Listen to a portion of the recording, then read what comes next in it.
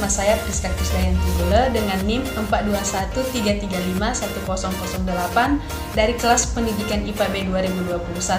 Pada kesempatan ini saya akan menjelaskan materi bahasa Indonesia tentang teks akademik dan teks non-akademik. Selamat menyaksikan. Baik, di sini saya akan membahas materi tentang teks akademik dan teks non-akademik.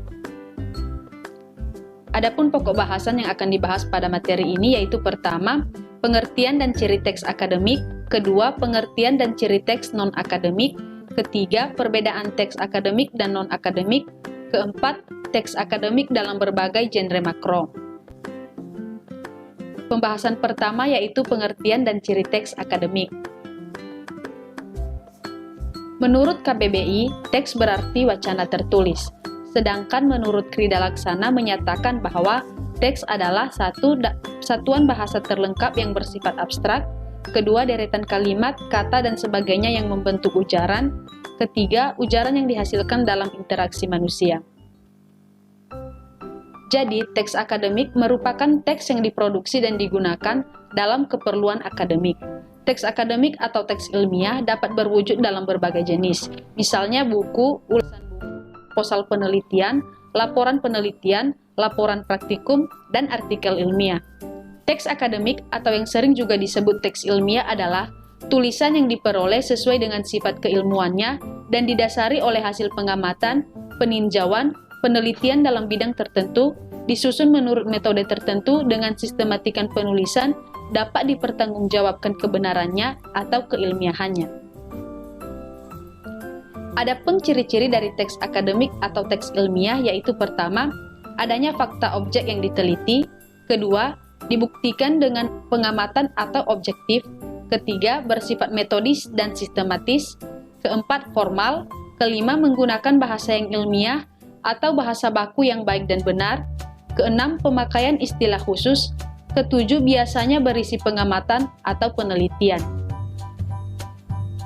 Pembahasan yang kedua yaitu pengertian dan ciri teks non-akademik. Teks non-akademik adalah karya yang ditulis tidak berdasarkan kenyataan dan penalaran ilmiah. Karya tulis non-akademik menyajikan fakta umum maupun pribadi, contohnya seperti dongeng, film, novel, dan sebagainya. Adapun ciri-ciri dari teks non-akademik atau teks non-ilmiah ini adalah pertama, tidak ada objek yang diteliti, kedua, tanpa dukungan atau bukti, ketiga, sesuai dengan alur, keempat, non-formal dan populer, kelima, menggunakan bahasa yang non-ilmiah atau menggunakan bahasa baku yang baik, keenam, pemakaian istilah umum, ketujuh, dapat bersifat persuasif, deskriptif, maupun kritik tanpa didukung dengan bukti. Adapun pembahasan ketiga yaitu perbedaan teks akademik dengan teks non-akademik. Perbedaan antara teks akademik dan teks non-akademik perlu dijelaskan secara memadai dengan mengidentifikasi ciri-ciri yang ada. Pendapat tentang teks akademik yang berkembang selama ini adalah bahwa teks akademik mempunyai ciri-ciri antara lain sederhana, padat, objektif, dan logis, yaitu menurut Sudaryanto pada tahun 1996 dan Mulyono pada tahun 2004. Hal-hal yang perlu diketahui untuk membedakan teks akademik dan teks non-akademik adalah pertama, di dalam teks non-akademik banyak digunakan kata kita sebagai subjek kalimat, sedangkan di dalam teks akademik penggunaannya itu dihindarkan. Kedua, untuk menyatakan proses pada teks akademik digunakan nominam, sedangkan pada teks non-akademik cenderung menggunakan verba. Karena itu, dalam menulis teks akademik, pemakaian bahasa seyogianya selalu berusaha menggunakan nomina dalam menyatakan proses itu. Adapun contohnya yaitu pertama, verbanya bertujuan, nominanya tujuan, verbanya menelaah, nominanya telaah, verbanya bercakap-cakap, nominanya percakapan, verbanya berkomunikasi, nominanya komunikasi, verbanya menggunakan atau digunakan, nominanya penggunaan.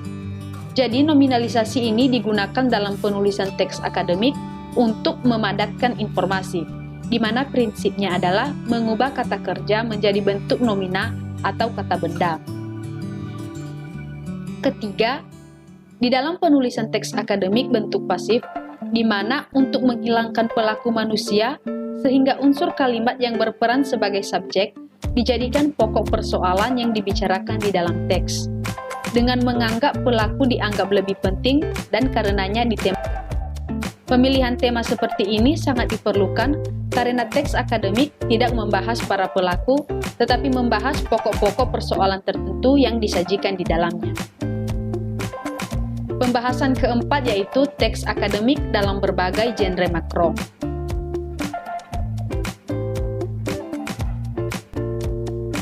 Genre makro adalah genre yang digunakan untuk menamai sebuah jenis teks secara keseluruhan, dan genre mikro adalah subgenre yang lebih kecil yang terdapat di dalamnya dan dipayungi oleh genre makro tersebut. Genre makro ini terdiri dari pertama ada ulasan buku, di mana ulasan buku yang juga sering disebut dengan timbangan buku ini adalah tulisan yang berisi tentang kritik terhadap buku yang dimaksud. Kedua, proposal. Proposal merupakan tulisan yang berisi rancangan penelitian. Ketiga ada laporan penelitian, yaitu laporan dapat dikelompokkan menjadi laporan penelitian dan laporan kegiatan. Keempat yaitu artikel ilmiah yang dapat dikelompokkan menjadi artikel penelitian dan artikel konseptual. Selanjutnya adalah orisinalitas. Hal-hal yang perlu diperhatikan agar teks akademik yang disusun bebas dari plagiasi, yaitu pertama, tandai teks yang merupakan karya sendiri dan teks yang merupakan hasil copy-paste. Kedua, fokus pada teks yang merupakan copy-paste dan buat dalam bentuk parafrase. Ketiga, teknik parafrase merupakan teknik mengubah susunan kalimat. Keempat, setiap kutipan biasakan ditulis dengan menggunakan bahasa sendiri. Kelima, perbanyak membaca agar wawasan menjadi luas dan mampu menghasilkan teks yang orisinal. Adapun kesimpulan dari pembahasan teks akademik dan teks adalah teks akademik merupakan teks yang diproduksi dan digunakan dalam keperluan akademik. Teks akademik atau teks ilmiah ini dapat berwujud dalam berbagai jenis, misalnya buku, ulasan buku, proposal penelitian, laporan penelitian, laporan praktikum, dan artikel ilmiah. Sedangkan teks non-akademik adalah karya yang ditulis tidak berdasarkan kenyataan dan penalaran ilmiah. Karya tulis non-akademik menyajikan fakta umum maupun fakta pribadi.